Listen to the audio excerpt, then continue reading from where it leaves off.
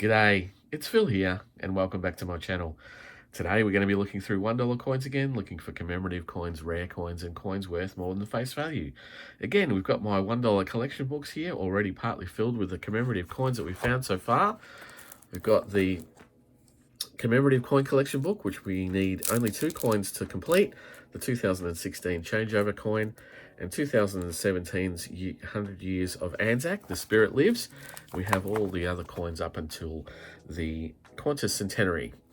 We could conceivably add the 2021 donation dollar onto it, but I don't have a placeholder for that yet. So we'll keep going with the commemorative coins. As well, I've got my Great Aussie Coin Hunt number 2 book here. I've only got 1 coin to find on that. That's the T for Tim Tam. Going to find that out of circulation. And then the Great Aussie Coin Hunt number 3 book, which we've got a couple of letters left to go. D, L, U, and Z. And then the 2003 book will be complete, although the 2003 coins are starting to be a little bit slow in the collection. They've sort of stopped off a bit. But also wanted to show you a little bit about the $1 coins. I often complain about the $1 coins in their rolls, that they've got cuts on the faces or the enders, and I wanted to show you why that might be. I showed it on the 50-cent coin, but again, I'll just show it to people who only watch the $1 coin videos. The coins come to the banks from the bulk handlers, in this case Prosegur, in shrink wrap plastic like this. That's how it comes in $100 lots, and that's how it gets delivered from Prosegur. And then the bank tellers or the bank staff or whoever fills up the machines or gets them out has to get them out of these shrink wrapped plastic containers. So like that, it's relatively easy to grab one out and put it down.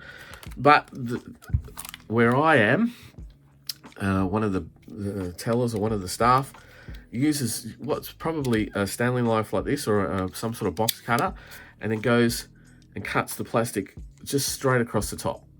And they use a bit of force to get the plastic all cut, and that's what leaves the score marks on pretty much all my enders that I get for $1 coins. It's not a great way to get the coins out. There are obviously other ways, probably something that might be a little bit more attention to detail, but you don't necessarily have to cut the whole thing across the top with a bit of force. You can cut between the coins. You can take them off.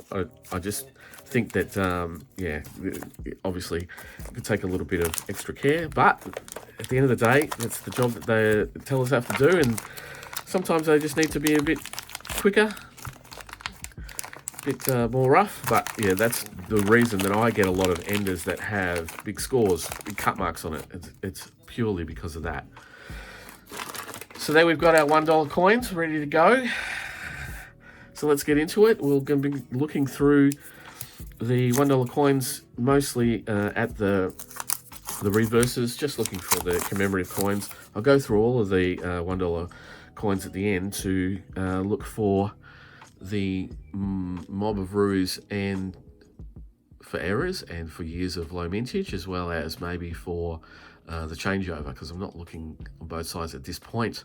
So I'm going to pull in a little bit closer, just a little bit, not too much, so we've got a bit more focus on the coins. There's a 2017 coin. Hopefully that's an Anzac, because that'd be great if we can fill that out for the book. No, it's a mob of roos. So they're the standard. The mob of roos is a standard $1 coin design, and so yeah, as I say, I'll be going through all of those at the end. So look for years of low mintage, being 1987, 89, 1990, 91, 2007, and 2012. And our first commemorative coin is the Landcare Australia coin from 1993. So put that down on the top row as a common commemorative, and we'll move on. There's another one of the same. Hope everyone is doing well. There's not really much going on in the coin collecting community just at the moment. There's no new coins out, although the ballot for the red poppy has closed and is going to be drawn soon. Here is the 2005 Dancing Man, the peace coin from the 60th anniversary of the end of World War II.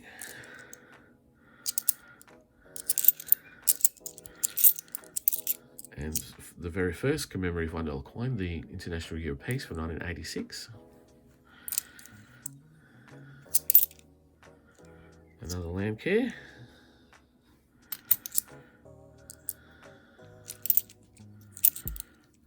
And from 2009, we have the Commonwealth, Centenary of Commonwealth Age Pension in 2009.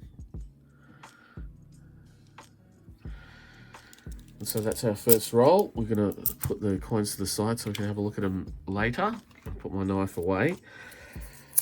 And yeah, so hopefully everyone is doing well. There's not much going on. The red poppy ballot has completed from the Royal Australian Mint. There'll be a wait of a week or two, and then the people who have been successful in their bid will get the opportunity to buy red poppies again, the $2 red poppy from 2022. Here we have a Sir Charles Kingsford Smith from 1997.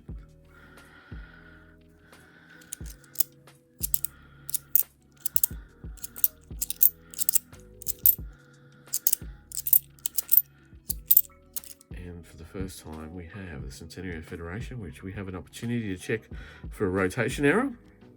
No. 2001s have a propensity to have rotation errors, although I've only found one. There's another age pension, but they are known for their full range of rotation errors. Here we have the father of Federation, Sir Henry Parkes from 1996. And another peace coin. And so as we go along, here is 1999's International Year of Older Persons. And another Charles Kingsford Smith. And we're finished on the second roll. As we go along, I'll get in probably another roll or so, and then we will speed things up a bit through the hunt. And I'll only slow down for new coins for the hunt, but otherwise I'll just show the commemorative coins that we get. We do have a significant amount of commemorative coins, so there are, then a lot of them are not rare because the mintage is very high.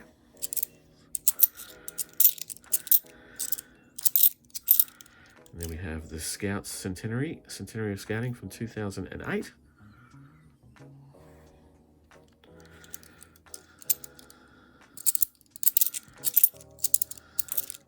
And another peace coin. And after that, Sir Henry Parkes. A lot of these coins too have been in circulation for a significant amount of time. Sir Charles Kingsford Smith.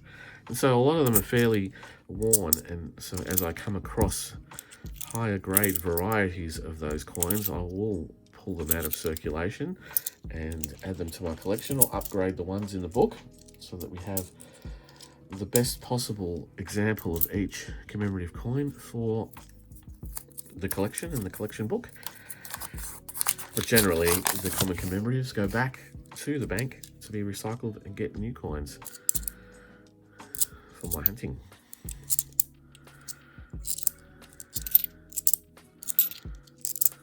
And there we have a 2015 100 Years of Anzac, so that'll be a keeper for the book. That's the lowest minted of all the 100 Years of Anzac series.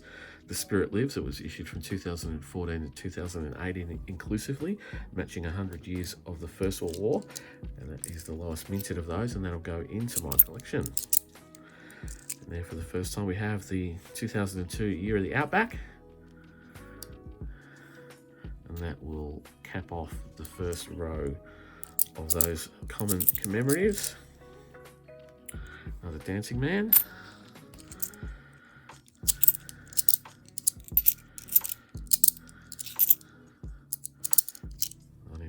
So Charles Kingsford Smith.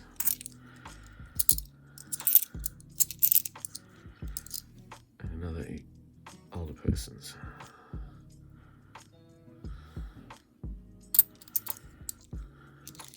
So hoping for some newer coins. And here we have the first Centenary of Girl Guiding for the Hunt from 2010. Makes a mini set with the Centenary of Scouting in 2008. And so let us speed things up a little bit, and I will get through the coins. Hopefully we will find some Great Aussie Coin Hunt coins, some newer coins.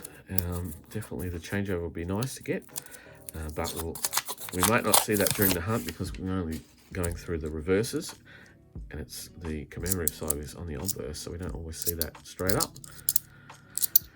All right, so let's start speeding things up now.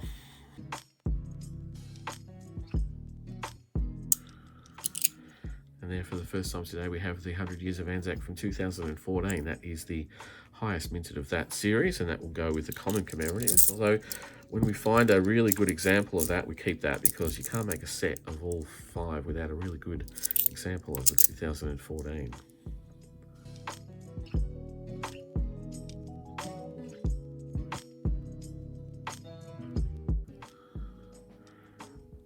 And that's a 2020. I just noticed that. Is that going to be the 2020?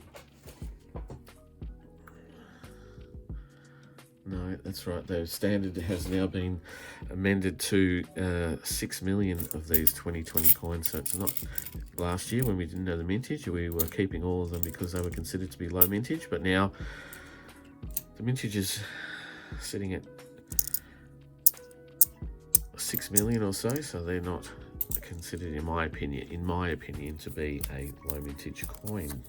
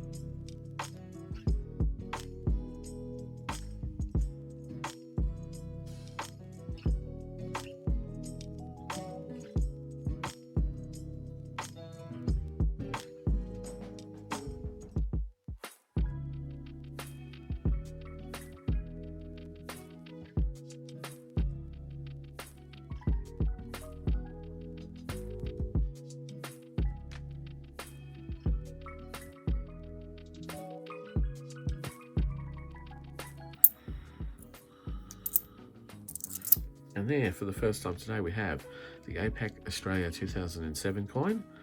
2007, celebrating the APAC meeting in Australia.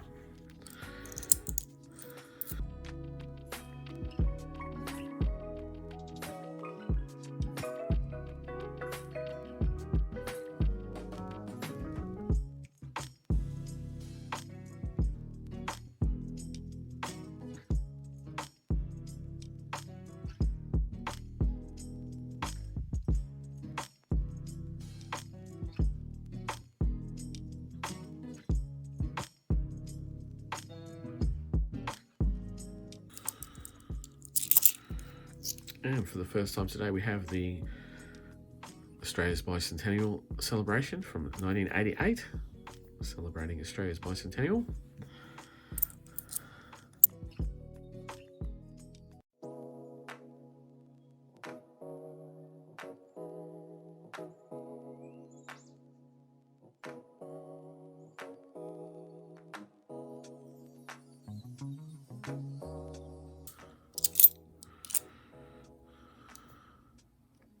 And there we have not a bad grade S Privy Mark coin from 2019 from the Dollar Discovery. It's a 35th anniversary of the $1 coin, and it has a little 35 in there amongst the mob of roos. And keep that. That's a low mintage coin and a Privy Mark coin. So one of the few Privy Mark coins purposefully released out in circulation. Here we have the centenary of women's suffrage from 2003.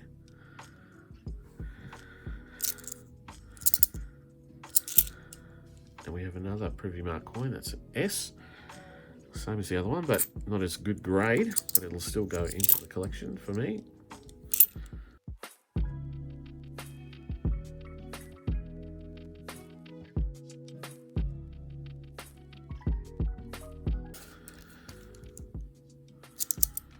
And there, for the first time today, we have a 2001 International Year of Volunteers.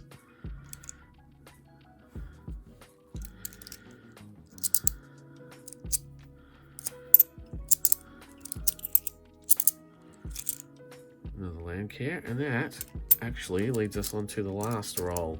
The last roll of the hunt. It's not a particularly spectacular hunt. There's obviously a number of common commemoratives, but the keeper commemoratives and nothing actually for the book. It's quite hard to get something for the book every time once you get down to those last couple of coins. There is a Sir Charles Kingston Smith, again with a big cut across the face of it. So unlucky not to get any great Aussie coin hunt coins today, but we do have at least one or two keepers. So that's it for the hunt. As I say, not an outstanding result, but I'll quickly go through the mob of roos off camera, and I'll come back and I'll tell you if I've found anything of any note. Be back in a sec.